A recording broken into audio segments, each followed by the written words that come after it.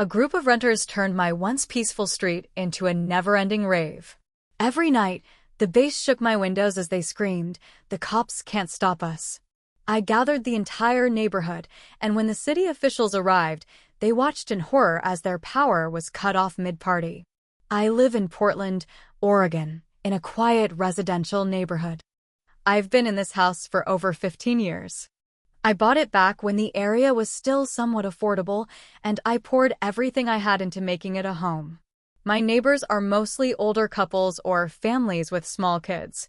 Everyone keeps to themselves, but we all wave, help shovel snow, grab each other's mail, stuff like that.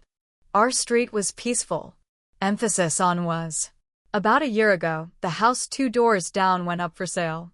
The family who lived there moved to Arizona, and none of us thought much of it. But then came the new owners. Not a family. Not a single person. But a group of 4 guys, probably in their late 20s, who were clearly just renting the place. I found out later it was an Airbnb-type situation, unofficial. Sublet through some weird workaround. At first, it was quiet. They moved in, set up some lawn chairs out front, waved to a few of us. I even helped one of them when their car battery died. They seemed decent enough. Then came the first party. It started on a Saturday night. Music started around 9 p.m. Not loud enough to be a problem at first, just the usual, young people having fun kind of thing. But as the night went on, the bass kicked in, the voices got louder, and by midnight it felt like the entire street was vibrating. I figured, okay, first party, maybe they're celebrating moving in. I didn't call the cops. I didn't knock. I just dealt with it. Noise stopped around 3 a.m. But the next weekend, it happened again. Then again. Then it started happening on Thursdays. Sometimes Tuesdays. It was no longer a party once in a while thing. It was a routine. It was a lifestyle. I work early mornings and I value my sleep. But sleep became impossible. My windows would literally rattle from the bass. I could hear people screaming, laughing, playing drinking games. One time I heard someone trying to rap over the music on a megaphone. A megaphone. After the 4th or 5th time, I finally walked over there. The front yard was trashed. Empty beer cans, red Solo cups, food wrappers, even a bra on the mailbox. I knocked. No answer. Knocked again, louder. Finally, one of the guys opened the door, looked at me like I was the problem. I kept it polite. I said, "Hey, listen, the music is shaking my walls. Can you guys keep it down? It's late and people have to work in the morning." He laughed. Not like a nervous laugh. A full belly, eyes closed laugh.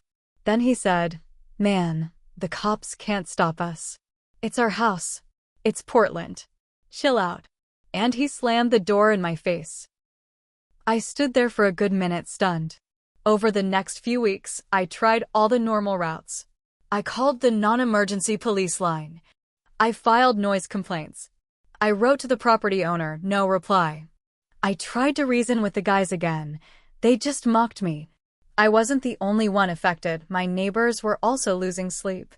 The couple next door to the party house had a newborn. Another neighbor was recovering from surgery. We were all slowly going insane.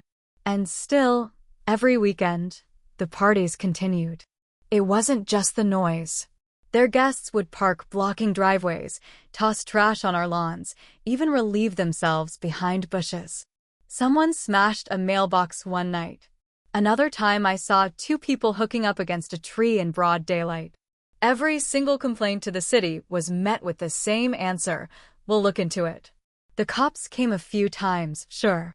But all they did was knock, give a warning, and leave. 15 minutes later, the music would be even louder, like a middle finger to the entire neighborhood. That's when something snapped in me. I decided if the city wasn't going to help, then I would. Not alone, but with everyone else who was sick of this. We were quiet people, sure. But we weren't powerless. I started by walking door to door, talking to neighbors. I found out nearly every single person on our block was furious, but didn't know what to do. Most had already filed complaints. Some gave up. One guy told me he was considering moving. So we formed a group chat, then a weekly meeting. We started gathering evidence. I'm talking videos of the noise levels, with a decibel meter app on my phone, photos of the trash, recordings of people screaming, "The cops can't stop us," at the top of their lungs. One of the neighbors, Rob, is a retired electrician. Another, Ms. Velasquez, used to work for the city. They helped us understand what our options were. We created a shared Google Drive and dropped everything in it: timestamps, documents, statements. We got 36 signatures on a petition. That might not sound like much, but on our street, that's basically every single household. We sent a letter to the city council. We requested an official review of the property. We even tracked down the actual property owner, a guy in California who claimed he didn't know the tenants were running it like a club. Spoiler, he definitely knew. That was when things started shifting. The city finally replied. They scheduled a visit to inspect the property for code violations. Not for the noise, but for illegal subletting and public disturbance. That was all I needed. We didn't tell the renters. We waited. Friday night came. I knew they'd throw a party. They always did. Around 8 p.m., the first cars rolled in. Then came the flashing lights, the DJ setup, and a crowd that looked like it belonged at a music festival. By 9:30, the bass was shaking the ground again. I stood in my living room, watching people pour into the house like ants. Beer bottles already littered the sidewalk. At 10 p.m. sharp, 2 city officials arrived. I met them at the end of my driveway. They looked uncomfortable. They could hear the music from 3 blocks away. And then, right on cue, Rob the electrician made his move. He didn't do anything illegal. Let me make that clear. But he knew the system. He knew where the power box was. He knew the laws. And let's just say, he had a legitimate reason to inspect a suspiciously overdrawn power system with exposed wiring. One that could easily be deemed a fire hazard. And just like that, the entire party house went dark. The music stopped. The lights shut off. Someone screamed. People started panicking, using their phones as flashlights. I saw someone trip on the front step. Another guy ran out, shirtless and barefoot, shouting something about his set being ruined. The city officials stood there, watching the chaos unfold, and finally understood. They didn't say a word, just took notes, took photos, talked to Rob, talked to me, walked inside the house with permission from the very confused and suddenly polite renters, and started writing citations. The next morning, I woke up to a handwritten note shoved under my door. "Real smart move last night. You just made this personal. No name, no signature. But I knew who it was from." I took a picture of the note and added it to our evidence folder. My gut told me this wasn't over, and I was right. That night, no party. No music. The house was quiet. Too quiet. Then, 2 nights later, it started again, but this time different. They brought in a generator. A huge one. I have no idea where they got it. It was sitting right on their driveway, growling like a beast. The music came back, louder than ever, powered by that monster. No lights in the house. Just glowing LED strips, strobe lights, and those damn bass speakers. It wasn't just a party anymore. It was spite. Like they were throwing a tantrum. "You cut our power? Fine. We'll run it ourselves." The next few nights blurred into each other. They were more aggressive now. The guests seemed rowdier. I found beer bottles on my lawn, a used condom in my garden, and someone keyed my car. It wasn't a random scratch, it was deliberate. Deep. Like they wanted to send a message. I felt like I was being watched all the time. I called a second neighborhood meeting. People were scared. Some were angry. Some wanted to give up again. I could see it, defeat creeping in. But not Rob. He looked me dead in the eye and said, "They want to play dirty? Fine. We know the rules better than they do." We adjusted our plan. Ms. Velasquez filed for a nuisance abatement with the city. Basically, if you can prove a property is causing repeated disturbances, the city can shut it down. Permanently. It's a rare move, but it's possible with enough evidence. And we had a mountain of it. Still, the process would take weeks. In the meantime, the parties escalated. The generator ran every night. Someone spray-painted "Snitches Get Stitches" on Rob's garage door. A rock was thrown through another neighbor's front window. It was like they knew they were running out of time and wanted to burn everything down on the way out. That's when things took a turn I didn't expect. One afternoon, a man in a suit knocked on my door. He introduced himself as Mr. Ellis. He was calm, polite, even smiled a little. Said he was representing the property owner. Not the renters, the actual owner. Apparently, the city's investigation had reached him, and he was starting to feel the heat. Mr. Ellis handed me a business card and said, "We're willing to come to a solution." Quietly, I asked him what kind of solution. He said, "If you and your neighbors withdraw the complaint, my client is willing to terminate the lease with the current tenants. You'll have peace again. No paperwork. No court." I didn't trust it. I told him I'd think about it, but the second he left, I called Rob and Ms. Velasquez. We dug into the so-called property owner. Turns out, the house was owned by a shell company, just a legal name on paper. The real owner was some real estate investor out of San Diego who was buying up cheap homes in Portland, flipping them into party rentals and making a killing.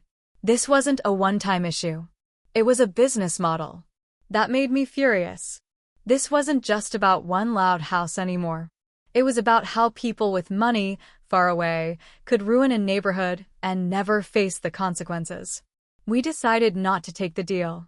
Instead, we doubled down. We expanded our evidence folder. Got written testimonies. Rob even found footage from his old security cameras showing someone from that house urinating in public in broad daylight. Ms. Velasquez connected with a city council member who had been trying to crack down on short-term rentals. They were very interested in our story. The next inspection was scheduled for a Friday night, same night as the party again. And then, the twist no one saw coming, the generator caught fire. Not a big explosion, thank God. But it started smoking heavily, and a flame burst out near the fuel tank. Someone screamed, people started running. Someone threw a drink on it, which made it worse. Eventually, someone grabbed a fire extinguisher. The fire department showed up. And right behind them, the city officials. The fire couldn't have ended at all, but it didn't. The fire department wrote it up as a safety hazard. The generator was hauled off, melted and leaking fuel, and the house was sighted again. This time, the fire marshal got involved. A city inspector was called in to evaluate if the house was even structurally safe to occupy after the fire. The backyard, where the generator had been sitting, was scorched. Part of the siding was blackened. But somehow, the renters stayed. We all expected the owner to pull the plug. I mean, who would keep those guys in there after an actual fire? But no. 2 days later, they were still there. Still smirking. Still yelling across the street like nothing had happened. Then came the noise again. This time, they used car speakers. 3 of their friends parked on the lawn with their trunks open. They set up foldable chairs and started blasting music from inside their vehicles. No need for electricity. Just gasoline and spite. At that point, something shifted in me. I wasn't just angry. I was done. They weren't just bad neighbors, they were bullies, protected by some faraway landlord who didn't care about the damage being done to real people in a real place. And the worst part? They thought it was funny. They filmed everything. The parties. The cops showing up. The fire. Us complaining. It was all content for their social media. One of the guys even had a YouTube channel. I found a clip where he pointed the camera toward my house and said, "Old man in there keeps crying. He'll call the city, but they can't do sh*T. I saw red. That night, I made an anonymous tip to the local news station. I didn't say much. Just enough. Group of renters terrorizing neighborhood with illegal parties. Generator fire. Dozens of complaints. City doing nothing. Real estate shell company covering it up. I attached the video from their YouTube channel. Sent them the petition. A few photos. No names. No phone number. 3 days later, a van pulled up. It was a news crew. They didn't even bother hiding it. They parked right across the street and filmed from the sidewalk. One of the reporters knocked on a few doors. I saw them talking to Ms. Velasquez. She invited them in. That night, it aired. Portland's local news, 6 p.m., residents battle party house from hell. They blurred the renters' faces, but the house was shown clearly. The fire damage, the trash, the police log. They even aired the clip from YouTube with the guy yelling about the old man. It blew up. Social media picked it up. People were tagging the mayor, the city council, the police chief. Reddit threads exploded with rage. Suddenly, this quiet, exhausted little neighborhood became the story. And that's when the real twist happened. The next morning, 2 SUVs pulled up in front of the party house. Suits got out. Not cops. Not reporters. Lawyers. They weren't here for the tenants. They were here for the owner. Turns out, the city had been investigating the shell company quietly for months. Our complaints gave them the push they needed. The fire? That was the last straw. The media attention? That was the match to the gasoline. The lawyers served papers. I watched from behind my curtain as one of the renters opened the door, looking confused. They handed him the documents and walked away. Less than 48 hours later, a for sale sign was posted on the lawn. But here's the kicker, it wasn't the end. Because even after the sign went up, the renters didn't leave. They refused to go. The owner sent in a formal eviction notice, but Portland's laws don't allow for instant eviction, especially without a court order. So they stayed. No power. No music.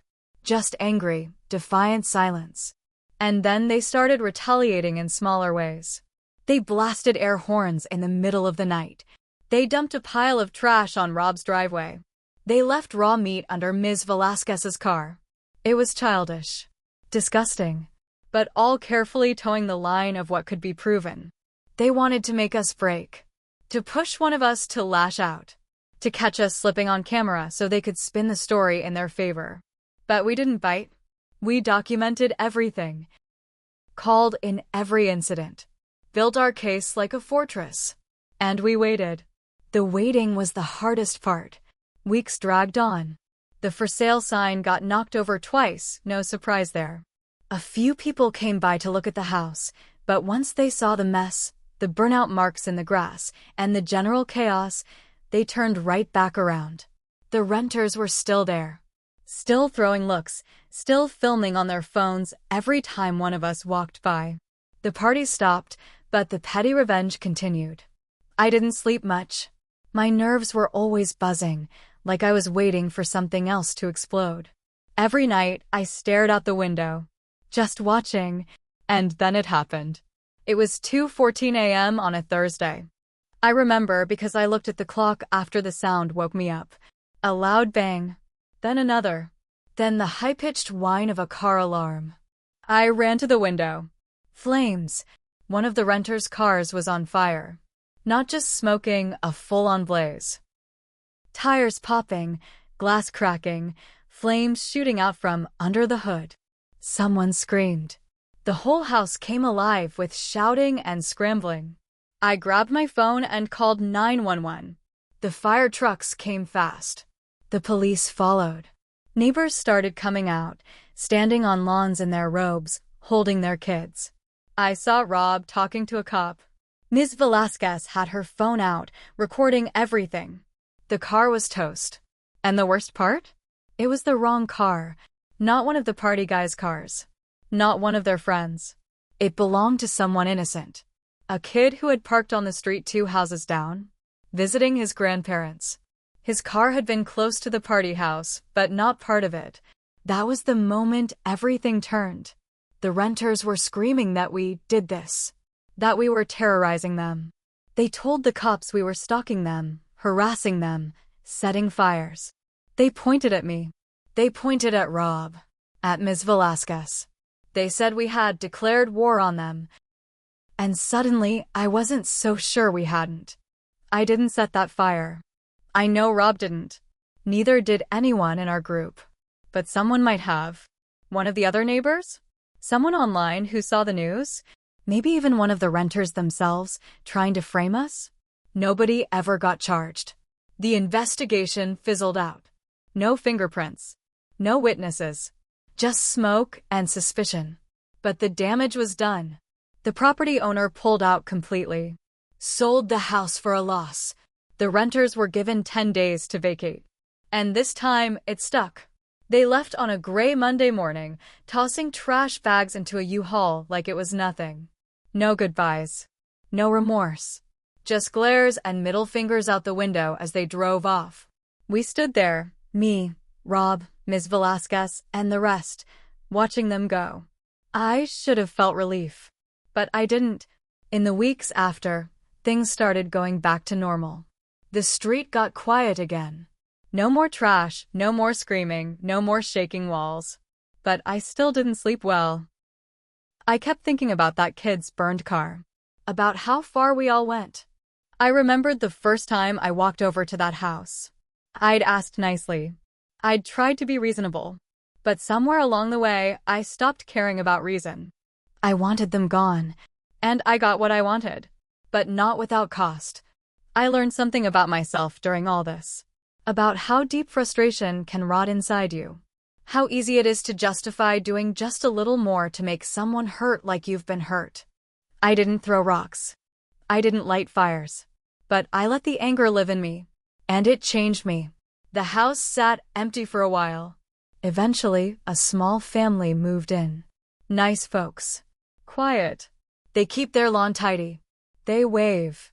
One day, I saw the dad out front, struggling to get a lawnmower started. I walked over to help. Just like I did, once, with a car battery. Funny how things come full circle. So yeah, we won. But victory doesn't always feel clean. Sometimes revenge leaves ashes behind. Not just in the yard, but inside you.